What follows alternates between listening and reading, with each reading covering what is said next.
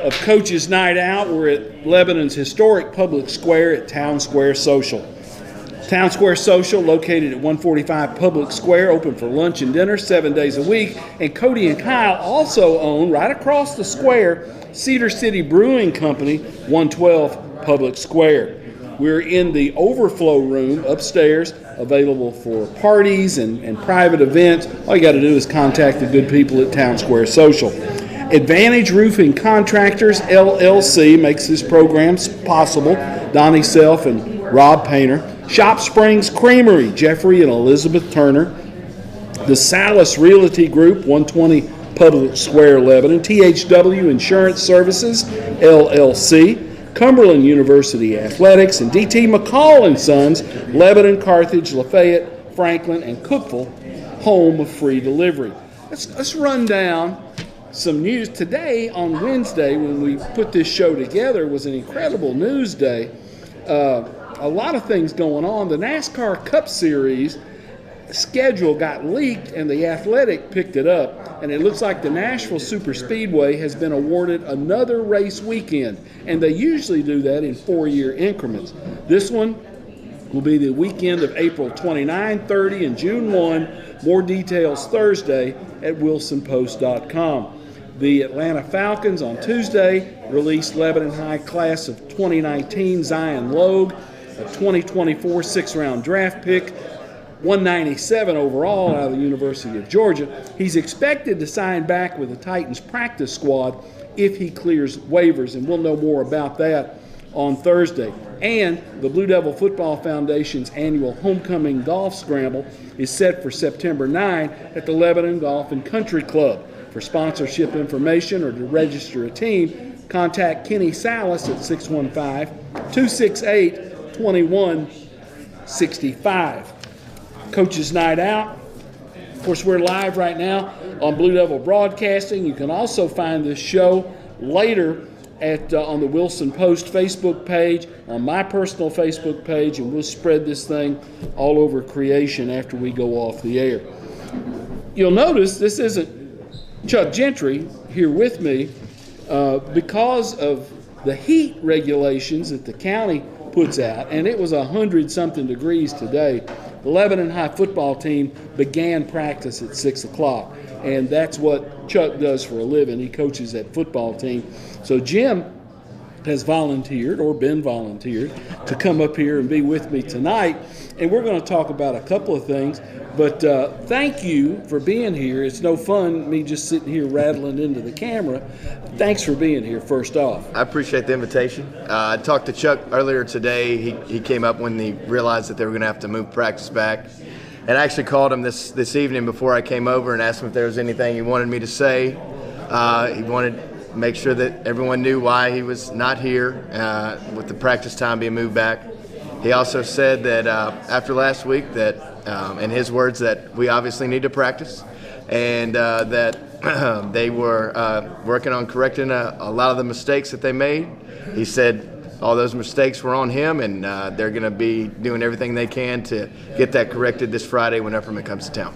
You're a football fan, and I have found that the coaching staff in general at Lebanon High, everybody pulls for everybody. Yeah, it's a special place right now, a special time with Coach Gentry and Coach Barrett, Coach Wakefield. I mean, just all the coaches. I mean, we all get along well. We all pull for each other. We share a lot of athletes. I mean, I've got 22 varsity basketball players, and I think 9 of them are playing football right now. But that's with all the sports. We do a lot of different stuff together as far as whether it be supporting a casino night or, coming to each other's games. I'll be working the gate, one of the on-field gates tomorrow night there at the Upperman game, or Friday night at the game. So, it's everybody pulling in the same direction for one Lebanon, and we really all buy into that and believe that. The basketball programs have got a golf tournament coming up the 31st on Saturday. Talk about that a little bit, if you would, Jim. Yeah, that's something we've been doing. This is actually my 14th year as head coach, and we've done a golf tournament every year that I've been here. Probably really since Coach Barrett's come on, and I think this is his 10th year. We've done that with the girls program and really got a good partnership there. For the last several years, we've had it at Long Hollow Golf Course over in Gallatin. And it's this Saturday. We do still have spots available for teams if you're interested in playing. We've got about 18 to 20 teams already pre-registered, so we've got a good turnout. It's $125 a player, $500 for a team. That gets you breakfast, 18 holes of golf, as well as lunch. We will have prizes for 2 flights, first and second place in 2 flights. Also, whole sponsorships available, and so we're looking for a really good turnout on Saturday. Hopefully, the weather stays well, and it's something that helps both of our programs as we kind of start getting geared towards basketball, which will be here before you know it. And it takes money to run a basketball program. It really does. Talk about where some of those proceeds are going to go. So any of the gear, the uniforms, the practice gear, basketballs, any of the travel expenses that we have, whether it be buses or we're self-sufficient, so we pay all of our officials, we pay security, we pay for all of our team meals, just like Chuck and them, just like everybody's having to do right now, and so all of the help that we can get from our community, and we're very blessed to have a really giving community, helps out in every facet. And you have to pay for officials. Chuck has 6 or 7. You've got 3. What kind of money do those guys make? Do you know off the top of your head? Yeah. So, actually, we hosted the Middle Tennessee official assigners, and Gene Manise they were at our school today having their preseason meeting, and that was something Corey and I sat in and talked with him a little bit about some compensation stuff that, just like everything else, it's going up. But I think for right now, the last few seasons, it's been $110 an official, plus we pay for their travel, their mileage. So you're looking at $330 a night for a varsity game, plus we have 2 JV games before that, and those officials at that cost. So, and plus paying security, paying the people working the clock and the table and all that kind of stuff. So, it's not a cheap deal. Anytime you host a home game, hopefully you create enough revenue to cover expenses and then make some when it's all said and done. But we've been fortunate to have put out a pretty good product the last several years with both our girls team and us. So those gate revenues really help us, especially when we have rivalry games. When the TSSAA set the districts up, it took Mount Juliet and Lebanon and split them. It took Lebanon and Green Hill and split them. But the coaches got together and decided this is too good a rivalry to not play each other. And I think that speaks well for the guys in this county who coach these teams to say, hey, we're gonna figure out a way to play. You've got a pretty good schedule, and you try to get those guys in before Christmas, right? Yeah, we're actually playing both Green Hill and Mount Juliet like we did last year, and the first time that they've made that transition to where we're not in the same district in a long time anyway, at least with Mount Juliet. But so those are some of the most special nights of our season. Now it's not quite having the same scenario since it's not a district game, but you're not going to find a better crowd than some of those rivalry games. I mean, Lebanon and Mount Juliet, as long as it's been around, and then obviously with the onset of Green Hill, that's become a big-time game. And so luckily we were able to work it out with our schedule, and we basically set those dates before we scheduled any other non-league games, just to try to continue those rivalries, and also from a financial perspective, it benefits everybody involved. There's a big turnover, or there has been a big turnover in the boys' side of our district with the coaches. Yeah, last year, previously we graduated 7 seniors the year before, and so we had a really young team coming in last year. But the top 2 teams in our league Cookeville went to the state championship game. Laverne also made the state tournament, and then we came in third, which was good for us. But Cookeville's coach is transitioned out of coaching. Wilson Central coach Michael Teeter has gone over to Friendship. And then Stewart's Creek, who is also in our league, Matt Bradshaw, former Lebanon player and assistant coach, and obviously counting and at Friendship in Watertown, went from Stewart's Creek to now, as I guess you said, his dream job. His dream job is AD Christian. And I guess principal. Yeah. At Mount Juliet Christian. So we've got half of our league will be new coaches, and so there's some different styles that will be incorporated there. So there will always be transition with that kind of thing, but it's normally that much in one off season. That's just juggled the whole thing. It really has. It really has. And one thing too, this coming season, we host both the district tournament and the region tournament at Lebanon. Okay. And so that's something that we're in the process of preparing for, and that we're excited about, and opportunity for our kids to potentially not have to leave Campbell Brandon until you get to Murfreesboro. So it's a good basketball league, even without Green Hill and Mount Juliet being a part of it. Do you see at some point, of course you never know what the TLSAA is going to do, but at some point down the road, might the county come back together? This next year is another reclassification cycle, so there's no telling. I mean, I was talking with Coach Barrett, and we were talking with some of the TLSAA people today, and I think since this last classification cycle, there's been close to 70 schools, new schools added across the state. I mean, you look at just all of the new schools that are coming in, and so that's obviously going to do some things to the numbers with the classifications. So, it doesn't make a lot of sense for us to have to drive to Cookeville or to Laverne and Stewart's Creek when Green Hill and Mount Juliet are just right across 109. But I'm glad that we're able to maintain those rivalries, and hopefully we'll be able to come back together in the same league sooner than later. Let me talk a little football, because this is technically a football show. Week 2 of the season opens up Friday, August the 30th. Number 1 ranked in Class 4A, Upperman, comes to Lebanon on Friday. Upperman is a solid squad. They played in the 4A state championship game a year ago. Gordonsville at Watertown. That is a knockdown, drag out. That'll be at Robinson Stadium on Friday night.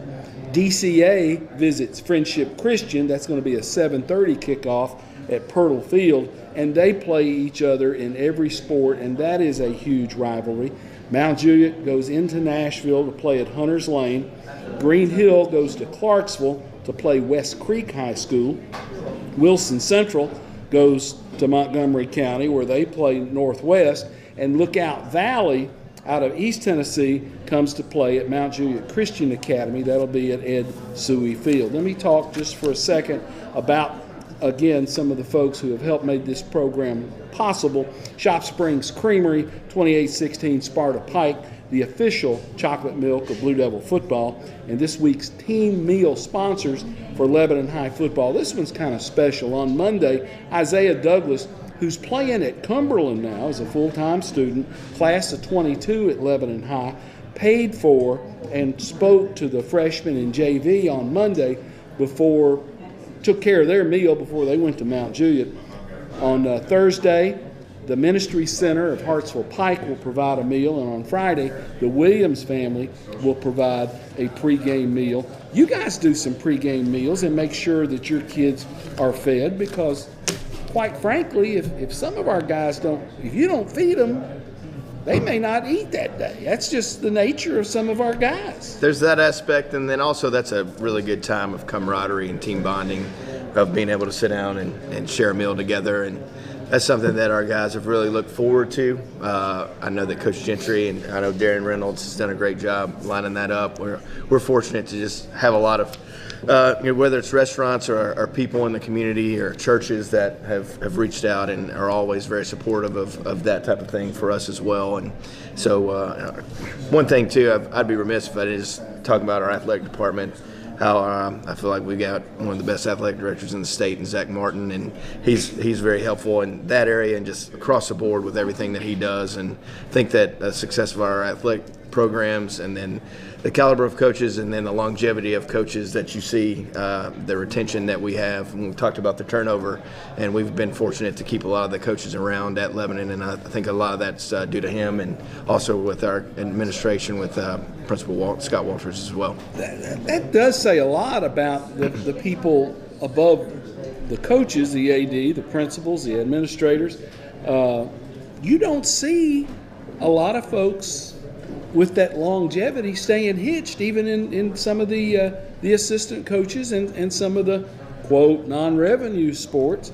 There's a lot of turnover at several places. Well, that's almost the norm in Middle Tennessee, but it's been pretty steady at Lebanon. Yeah, I mean, if you don't feel like you've got support, I mean, because we obviously aren't doing what we do for the money, but if you don't feel like you've got the support from your administration, from your athletic department, then a lot of times you're going to look to try to go elsewhere. But like I said, we're fortunate to have support in those areas. I feel like we're in a great community, a growing community, one that I've grown up in and been a part of my whole life. And it's just special to be able to continue to be a part of that, and appreciate everything that you do and all the coverage that you've given our teams and our players and our programs over the last 40 plus years. Yeah, don't remind me. You, like me, are fortunate. You outkicked your coverage when you got married, but you have a wife who understands the game and probably asks some very pointed questions after games, like my wife does about every game that I cover. What's that like having somebody who knows? You don't have to explain the over and back. You don't. Meredith knows what's going on out there, and when she keeps the scorebook and I'm sitting at the scorer's table, there's a place right there that she grabs me sometimes to keep her from screaming, and sometimes that doesn't work. My my nephew got baptized this weekend, and my sister lives over in Gallatin, and as I was walking in, a guy reached out to me and said, "Hey, aren't you the coach at Lebanon?" And I said, yes, I am. He said, "Well, I keep the clock at Gallatin, and I really think the world of your wife." But she definitely does a great job with that. I'm fortunate. I mean, she knew what she was getting into on the front end. When we were dating, and I came over to her house one time, and she was watching, Sports Center, or she was watching a game. Most of the time, that was what was on. I knew I had a good one, and her and my two daughters, they don't miss. I mean, they love going to the games. They write the players' notes and draw them pictures and all that stuff. So it is a family affair, and with as much time as all of us, whether it's football staff or basketball staff, from a head coach's perspective, we spend a lot of time away from our families, but we also want them to be able to feel a part of what we do, and Meredith and Avery and Bailey definitely do that, and so I'm very fortunate. Let's talk quickly. Jared Hall came back to Middle Tennessee State University after a year at Tulsa. Have you had any conversations with Jared? I have. He is doing really well at MTSU. One of the big things that was a scenario with Tulsa and then also with Middle is, he's 6'8", 195, 198, and they really wanted to see him have some significant weight gain to be able to play at that, to guard D1 level. 6'8". Correct. And so since he's been there for 2 months, he's gone from 198 to 216. He's put on 18 pounds of good weight. He's really enjoying Coach McDevitt and the staff there. I know he grew up a lot, going 9 hours away, and he had he played a lot, probably the first 3 quarters of the season, and then when they kind of got into that conference play and the rotation kind of got dialed down a little bit, and his minutes didn't work out. And he could have definitely gone back to Tulsa. He liked it there. He had nothing bad to say about Coach Conkle out there. But Middle recruited him really hard. He came down to Middle in Tulsa. It did, and he had the opportunity to come back home. And I think that that was something that has been a good move for him. We talk about sharing athletes. I mean, Jared played football for a year, and you talk about Zion Logue. I mean, he played basketball for all 4 years. So, some of our most high-profile athletes that we've had come through were multi-sports, and Chuck and I both did whatever we needed to do to make sure we accommodated them. And so I think that just kind of goes to show you, in this society of specialization, if you've got a kid that wants to play multiple things and they're willing to do the work and they've got the talent to do so, that we're willing to make it work. Jim, thanks for the visit. I appreciate it. You filled in very well for Chuck Gentry. Thank you. I appreciate it. Jim McDowell, head coach of the basketball program, will be back after these timeouts.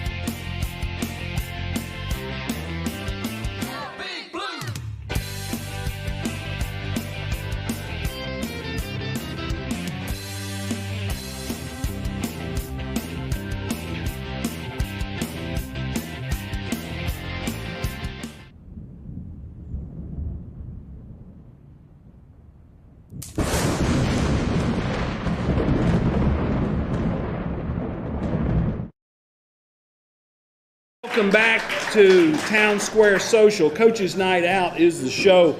My sponsors include Advantage Roofing Contractors, LLC, Shop Springs Creamery, the Salas Realty Group, THW Insurance Services, LLC, Cumberland University Athletics, and DT McCall & Sons, home of free delivery, Lebanon, Carthage, Lafayette, Franklin, and Cookeville.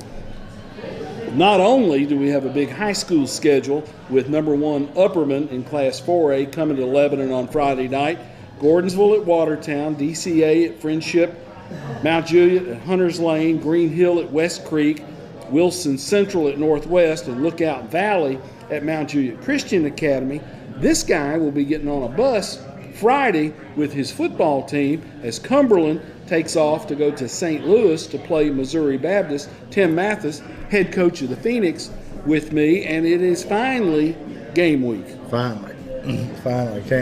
We're looking forward to hitting the opposite color, that's for sure. Well, you have had, has it been a month of preseason camp? Right at a month, especially if you take into account this week. So we'll practice the whole month before we get to Was play. it shorter last year? It seemed like actually it was a little. No, actually it was a little longer. Was it? But just because the way I say it was longer, it probably was the same time, but we moved in a little earlier, so we had The kids got on campus sooner because of how it fell where they didn't want to work on the weekend, so we moved in before that. So you're basically having to babysit kids for 18, 19, 21, 22-year-olds. And, that's Not just a job I want. I just locked the door and said, it's on you guys. Missouri Baptist. You probably don't know a world about those guys, do you? Don't know a whole lot. We traded their head coach and I coached in an all-star game together several years ago, and that's kind of how we hooked up. We coached an NAIA all-star game together. He was one of my defensive coaches for that. But he's the defensive coordinator there at Missouri Baptist. And so, kind of called him and said, hey, you want to play? Because we were scrambling to find games when Kentucky Christian and those guys wouldn't play us. So called him and they had an opening. So, we did that. And, they didn't have a great year last year. But the thing about it is they're a pretty good football team. They just gave up, seemed like every game they just gave up a couple of big plays and just had a couple of just mental lapses that cost them games, but excuse me, they were in absolutely every game they played, and so they're not a bad team. They're kind of were like us. They had some young guys on their team that got to play some, so they have a lot of guys coming back as well. So it'll be a good matchup. It's definitely not, I don't think their record indicates what kind of team they were. I think they're a better team than what their record was. But you don't know, you don't know. Obviously, you don't see them every year, so you don't really know what, and it's vice versa. They don't really know what we're going to do or what they're going to do. So, when you start playing it, it's going to be fill out, okay, are they still doing what you think they're going to do, or are there new wrinkles? Obviously, we probably put in new wrinkles, and they're probably going to put in new wrinkles. So, do you swap a couple of scrimmage tapes, or is it just one? Or we swapped 3 games from last year, and we both Jason and I both picked. It wasn't the 3 last games. What we did is we picked one from the beginning of the year, one in the middle of the year, one toward the end of the year. So typically that way you see some changes if they made any from the beginning of the season to the end of the season, and they kind of did the same thing with us. Apparently, there's honor among these football coaches. He's somebody we've become pretty good friends. We did that, heck, 3 or 4 years ago, and we've stayed in touch. He comes down to Coach Job's camps, OTA camps, and he's always come down to that. So he's somebody that we text back and forth a whole bunch. So.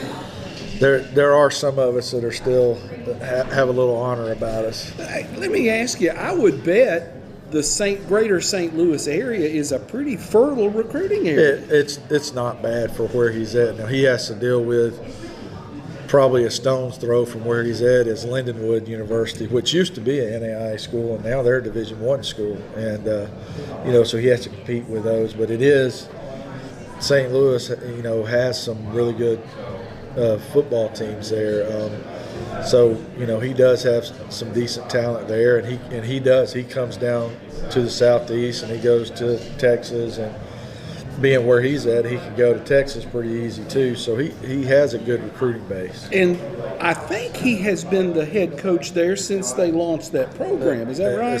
Yes, that is correct. So he's been there, several years, and he's got a really good staff. He's got his defensive line assistant head coach. He's been head coach at Alabama State, coached in the NFL. He's been to a lot of places. I think he's been coaching right at 40 years, and and then he's got some younger guys. But he's got a good staff too, and it's definitely a team that we just can't show up and think we're going to win the game. Before we went on, I got your depth chart earlier in the week. You were telling me that there may be some movement because you got some guys kind of beat up in that offensive line, which, again, that's your baby. That's where you went back to coaching. But there has been a little bit of a shuffle there. We've had to shuffle. We got a couple of guys that are banged up that we're going to get back, but they're not going to be ready for this game. But because we've had depth, that we'd be panicked probably last year of what we're going to do, how are we going to figure this out. But we've been able to move it around because we do have enough depth and have guys that can fill in, can play. The dilemma will be when those other guys get back is, you know, who you sitting, because a good problem to have. it's a great problem, and it'll probably won't be necessarily that. It'll just probably be more of a rotation where we'll be pretty, you know, in shape for the fourth quarter as far as that goes, of being able to just wear people down with being able to rotate linemen. So it has been. It's not just on O-line. We have same things happen to us a couple of spots on D-line and at receiver too, where we just got some guys. None of it's major. It's all, most of it's muscle issues, and you know, got some pulled muscles that we just got to get them back. They probably could go, but you know, we're taking the long-term approach of making sure that we have them for the whole year instead of just trying to force them in and then have a problem all year. You've got 130-ish in the program. How many do you travel to St. Louis? So this game, just because I was dealing with it today, so I know we're actually putting 68 guys on the bus to go with us, which is, you know, most people in the NAIA don't travel that many guys, but we can because of partly because, you know, the new rule where you can play 2 games and it not count. Really? With that and our, you know, your counter, your non-counters and half counters with academics, we got a lot of those guys, which makes us able to take a lot more kids than you normally. Let's pause right there and talk about that. A non-counter means that it's kind of like a salary cap it's definitely in NAIA football. But if you have guys whose academics are up here, they don't count against your roster limit. Whatever, you know, how much ever money they get, 3.6 or above GPA, we don't have to count any of their money toward our. And I refer to it as our salary cap. Yeah. Because we have 24 scholarships that have to be on the field, so that money doesn't count. So if they're a 3.3 to a 3.59, you only have to count half of that money. So, you know, we try our best not to recruit the dummies. And that's the incentive to get guys in there. It is an do incentive, and I think, you know, if anybody really studied the NAIA, the best teams in the country have a lot of those guys, especially, you know, and we're the same way. We don't have a lot of O-linemen that count money. Yeah. You know, I guess that's kind of changed from my day and age. We were all dumb. Now they're all smart. But, you know, it helps. It can get you with you know, more skilled guys, more receivers, more running backs, and, you know, not even knocking that, saying that they're not smart, because we got a lot of those guys that are half and non-counters as well. But, you know, everybody in the country wants those smart kids anyway, because you don't have to chase them or you go into class. So everybody wants those. It's just, you know, it's something I really push, because it can really, really help you. You know, that causes the problem of, do we have to get another bus or not? And, you know, it goes to that. So you're taking point. 2 buses. We're taking 2. You know, I'd love to have the problem that we had to take 3, because we would have enough to travel that many. But, you know, most people only travel 50 to 55 on the road, so we're taking, you know, a whole extra unit of people, and it helps us on special teams and all that. But it makes it a little crowded on those 2 buses, but it's a good thing. Trainers, medical staff, they go in a van. You stick all the equipment under the bus. Yep. Talk about it's packing that stuff. It's a chore, so we put all of it under there. All the trainers put all their stuff on their van, most of that on the van, and then we do all that. We'll take we take like Subways to eat on the way there, and then we have to go. On this trip, we'll have to go out and eat for dinner and breakfast each time, which we normally try not to do. But the hotel we're staying at doesn't have a normal restaurant. They have a high-dollar restaurant in there, and they were like, it's going to be $40 a plate for your guys. It's going to be a, quote, buffet, but it's not an all-you-can-eat buffet, and it's just you get these portions. Like, those portions ain't feeding our guys. We'll be not grinning and not happy after we eat and looking for something else to eat. So, we're going to go to our O-line's already salivating. We're going to go to Corral for dinner and breakfast, and eat them out of house and home. And I've seen these guys pull into one of these buffet places like Golden Corral, and they get off that bus in a hurry. They do, and it's a funny story about that. Several years ago, when I was back at Shorter, we got into one. I think we're at Campbellsville actually, or somewhere around Campbellsville. And as soon as we walked in the place, the general manager yelled back at the cook staff, "Drop everything in the fryers at Fry now," because those guys can eat you out of house and home, and it's and that's the one thing you want. Especially on Friday night, you want to make sure they eat a bunch because that's basically their fuel for Saturday. Yeah. So you got to make sure that they get enough food in them Friday night.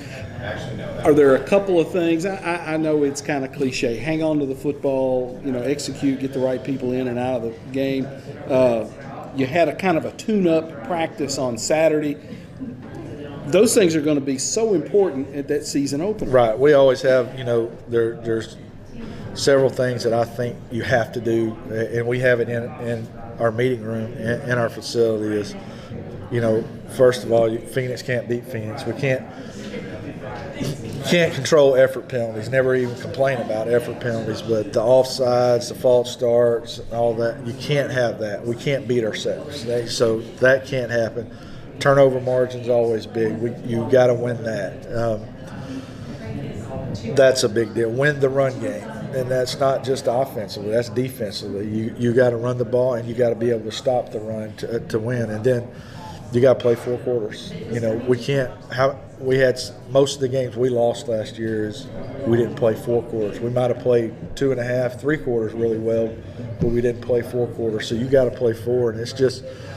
The last thing is special teams. Special teams, a lot of people don't take it serious, but that in a close game, that's usually the difference in winning or losing is not giving up a big play on special teams or making a big play on special teams. But they can flip field position just like in a that. hurry, and it's the biggest thing for us is the turnovers and the penalties. If we can not have that, I think we got a great shot at winning the game. What's been the mood of this team as you move from practice to getting into the routine of going to class, and now you're in game prep? Yeah, it's been fantastic. I know we've had this talk when I was telling you, I think this is the best group of just everybody, the energy, the effort, the attitude. This is the best group we've had since we've been at Cumberland. They have every day they have brought the energy, brought the juice, and and it's hard some days. It's when, like we just talked about, you're practicing for almost a month. It gets monogamous sometimes. It gets mundane. You got to worry about are they going to bring it? And most 95% of the time they have. We've had to get on a couple of times with it, but like today, it gets so hot out there. We go out to practice and there's 3 camels walking across there, and I thought I saw an oasis with a pool, but it was a mirage, and it was hot. We had to go helmets because of the heat. We took our shoulder pads off, and we just kept going like there was, and that's a big deal because usually when you do that, you have a drop in practice. So it's like, let's take it easy because it's just helmets. A lot of times when it's hot like that, they go stupid on it. And that's the biggest. We stress that is heat usually is a mental toughness deal. Is all it is. And I tell them all the time. And and I'm not. Doctor people don't get mad at me or whatever, but your body usually, your mind will tell you to quit for your body ever will.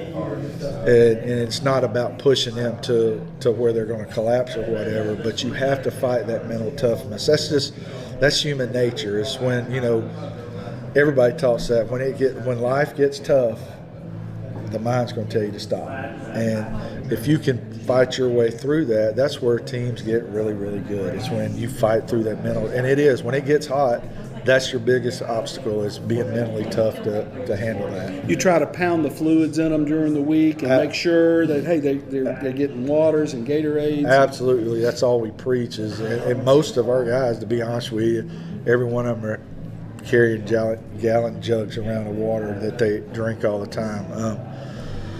I don't know. I'm not a water guy. I don't know how they do that, but a lot of them do that, and we haven't had this year too, and it's been hot some.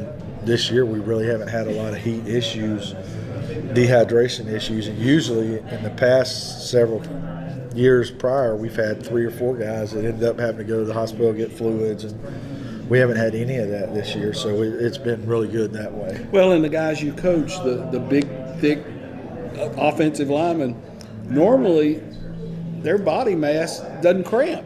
No. Big guys can handle it pretty good. It's the skill guys. Yeah, we the retain sprinters. water better than everybody else. So It's just the way it is. We are the camels of the football world. We retain water. As you can tell, I got my reservoir packed right now. Well, Tim, thanks for the visit. Have a good trip. Get up there and play good football on Saturday against Missouri Baptist and bring home a win. We're definitely going to do that. All right, pal. Thank you. Go Phoenix. Tim Mathis, head coach at Cumberland, with me on the program. We'll be back after this time out.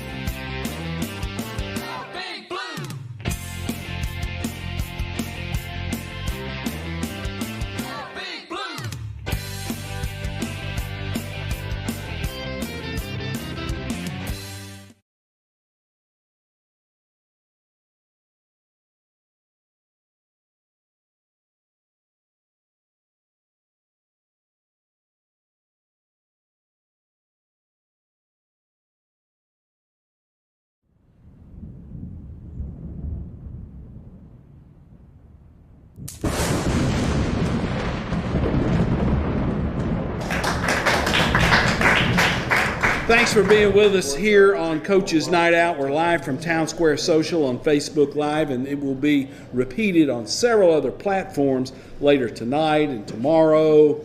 Thanks for being with us. Our sponsors, as always, Advantage Roofing Contractors, LLC, Shop Springs Creamery, the Salas Realty Group, THW Insurance Services, LLC, Cumberland University Athletics, DT McCall and Sons, Carthage, Lafayette, Lebanon, Franklin, and Cookeville. Good folks at DT McCall. Well, of course, this isn't Josh Crouch, head coach at Green Hill High School. We think he's in transit to get here. This is Christian Kaposi, who does he teaches at Green Hill.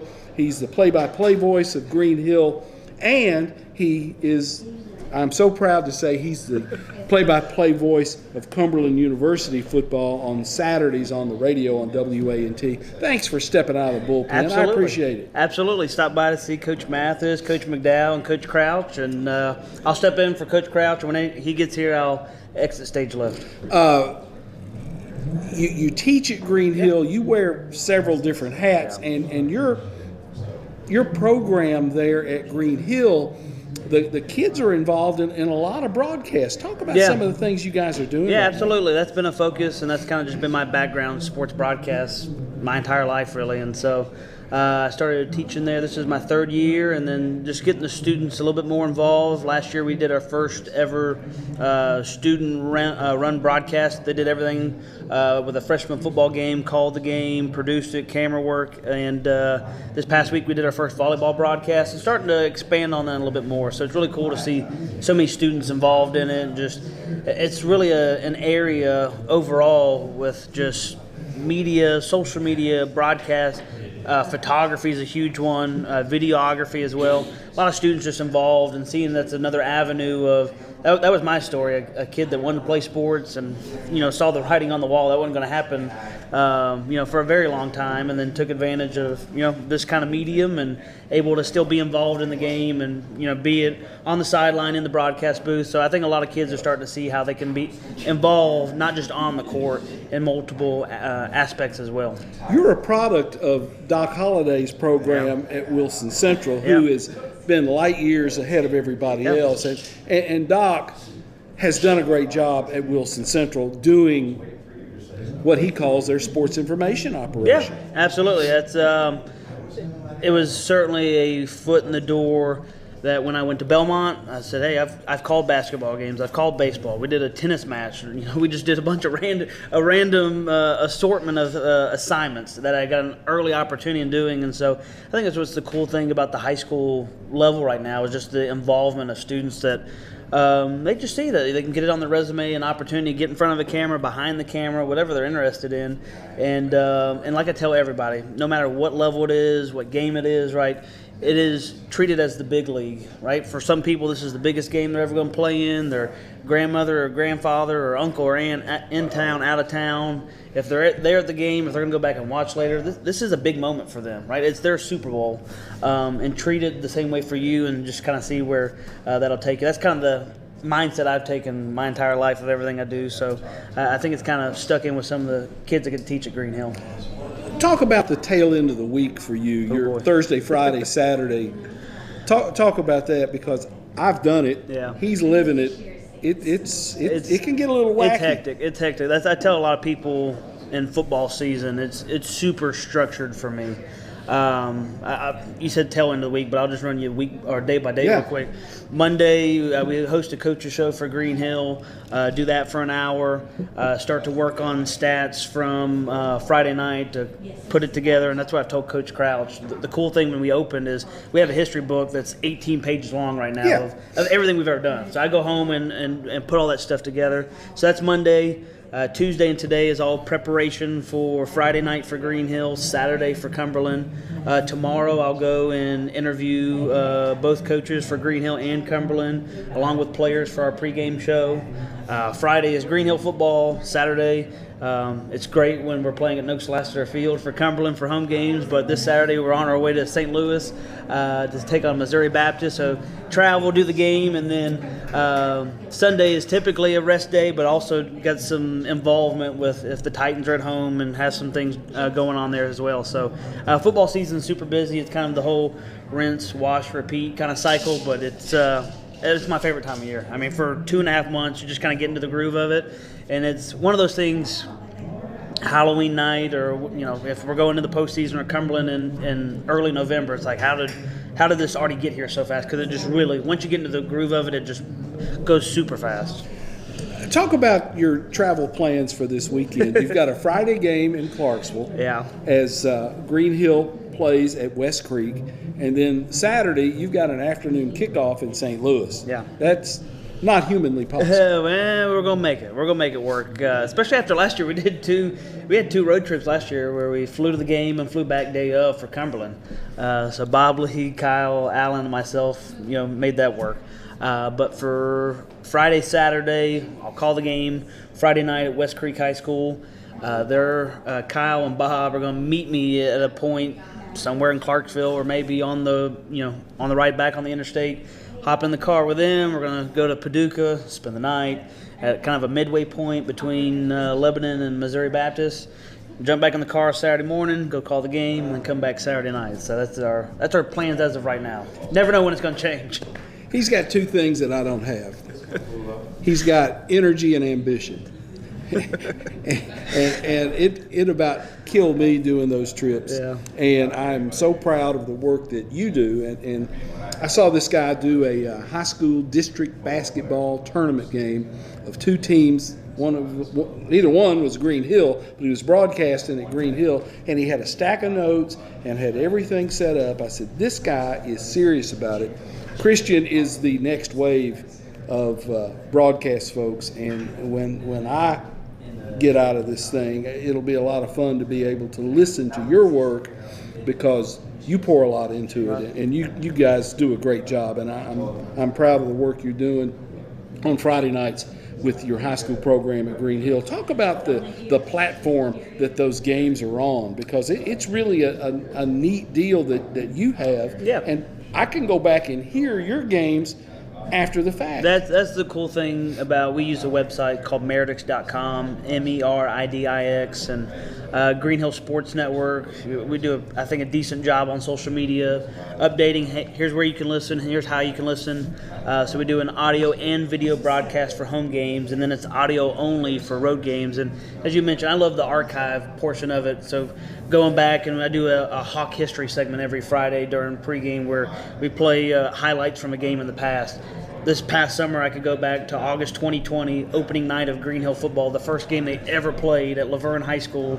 We had a 2-hour rain delay, and all these certain moments where you can just kind of go back. And I talked about, for that family aspect, those are big moments. The kid that scored the first ever touchdown or scored the first basket in school history, it is all saved there on that website. And so it's a really, that's why people ask me. It's maybe not as a widely used platform as a lot of other people use, but just the aspect of the archive portion of it, and it's kind of set up for that radio aspect when we go on the road. And we'll travel, so we do every home and away football and basketball game. Basketball is a little trickier when girls and boys are playing at the same time, but we went to Florida last year with girls basketball. We went to Kentucky with them as well. It's all there, and so it's a really cool aspect that's why I hold on to what we do like that, because that's kind of my baby. We're coming up on our 500th broadcast. Wow. On the Green Hill Sports Network at some point this year, probably be after the new year. But it keeps me busy, and have a lot of fun doing it. Last week on the 23rd, Green Hill opened the season at home in football. They defeated Clarksville Northeast by a score of 41-7. Coach Crouch and the powers that be decided, we're going to have senior night to start the season. A little bit different, but it worked out well for everybody. Absolutely. I thought it was a really interesting move for Coach Crouch, but then you hear some of the reasons behind it. It makes a lot of sense. To give it like a single night where those guys are just in the spotlight. Where in the past, you have some of these fall senior nights, and there's a lot of other moving events going on. And then if you kind of take a peek down the road of what this season looks like, and the final home game is on Halloween night on a Thursday night against your opponent, Mount Juliet, there's a lot of moving pieces in that matchup. And so I thought it made a lot of sense early in the year, night one, just to go out and say, too, it's going to be a celebration all year, really, for these seniors, and they know every time they go out how big of an event it is. I thought overall it was a really cool event, super quick, too. That's always pretty good for a senior night event when it's on point. And I think it's something that he's even told me that's something they want to continue doing going forward because it went so well. They played well against Clarksville Northeast. Talk about that a little bit. Yeah, the thing a year ago when they go to Northeast, it was a slow start. They trailed 7-0, and then they got it going late first quarter into second quarter, and won the game a year ago. I think it was 44-13, something along those lines. But the message going into it, Coach Crouch and offensive coordinator Zach White, who's in his second year at Green Hill, was we got to get started quicker. And they did exactly that. 5 first half touchdowns on all 5 drives that they had the football. Just look sharp. They look sharp. Nick Owens Jr., 2 rushing touchdowns on a guy that can do a little bit of everything for the offense. I mean, running back, receiver, quarterback if need be. And then Cannon Burrows was just super efficient. 7 of 8 passing, 121 yards, a score in the air, a score on the ground. And then the Hunter Long defense, he's the defense coordinator for Green Hill. They look pretty sharp as well. I think they forced 3 and outs to begin the night.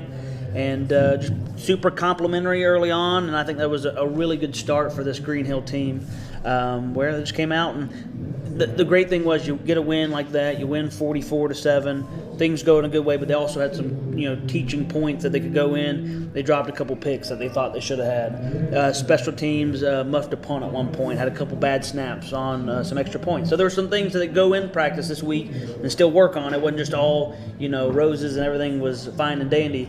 And I know as a coach, and Coach Crouch was here, he'd probably say the same thing. They had some stuff to talk about, which they always enjoy. They altered practice this week because of the heat. Chuck Gentry in Lebanon's going at 6 o'clock to start. Green Hill, like Mount Juliet has done forever, they decided they were going to go in the mornings and beat the heat. Yeah, I mean, I think it's worked out super well. I think talking to Coach yesterday, I think they had one student that wasn't there on time yesterday, and I think today everybody was there. And just and I'm sure you've talked about just the heat rules that are in place, where it would be a little bit later in the afternoon to where they could put pads on and get the kind of practice. And talking with him Monday on our coaches show, he talked about playing West Creek. They play a little bit more of a physical brand of football, and that he was not going to get the work in that he needed if they weren't in pads and if they weren't able to thud up a little bit. So he said it's been a good move so far, and especially the heat wise. You get out there in the morning, get that work in before it gets super hot. I think it's been something that's super beneficial to them, especially it's a busy week. They had a freshman game Monday at Kirkwood in Clarksville. They got another freshman game, freshman JV, I think tomorrow in Cookeville. And so there's been a lot of travel, a lot of moving parts for football this week, and I think that move it's going to pay off for them. They went, I think, 2 days, yesterday, today, and I think their walkthrough will probably be a normal time tomorrow, if I had to guess. Well, again, the willingness to be able to alter plans, and sometimes you don't have any choice. Again, Lebanon went late, Green Hill's gone early. You do what you got to do to get the work in because you got to play on Friday night. Yeah, and I think the kids, I think it kind of shocks them for how much they enjoy it, because they're getting out of the school building at 3:30 when school's done. And they're done. They go home, they can go whatever they got going on. So I think that's a nice surprise. I don't know if they did it every day, if they'd had that same reaction but I think it was a necessary thing like you're talking about. It's just what Mother Nature presented them with this week and had to do what they had to do. Talk again, if you would. Let folks know how they can pick up your broadcast, because you're going to be on the road. It'll be audio only, but where can they find your broadcast? Yeah, you can find our broadcast online, meridix.com, meridix.com. I always tell people the easiest way to find our links for our broadcast are our social media pages, Facebook and Twitter. I still call it Twitter, at GH Sports Network. So we post the morning of, promoting the broadcast, and we'll promote it days in advance too. Links will be there. Yep, we'll put it there. So it's the easiest way to kind of find where to tune into the game. And then we do an hour-long pregame show starting at 6 p.m. Central Time. Talk with Coach Crouch, a couple students, student-athletes as well, and leading up to kickoff at 7 p.m. So it's a full-on event. It's almost that time of the week where we've gotten up to the point, and looking forward to Friday. A lot going on at all the high schools. I know Green Hill Volleyball has played well to open the season. Their girls' soccer has played well to open the season, and I think the cross-country kids get going this weekend. Yeah, they've had an event or two for cross country leading up, but they're hosting the Green Hill Invitational this week, which is a big event for them. It's at the Hermitage, and it's a kind of, I guess, their home track, you would say. But it's the closest opportunity. And I've been telling Green Hill fans throughout that that's your opportunity if you really want to see them. And you're not going to get much closer than the Hermitage. But yeah, you're right. It's the Aces for Ambria tournament was a really good thing this weekend. Friendship Christian won the gold division, and Mount Juliet won the silver division. I remember those things. Green Hill was in the final of the gold division. Yeah, a lot of teams participating in that. I think they said they had 9 teams total in an all-day tournament. They started at 8 a.m. and went to 5 o'clock that night.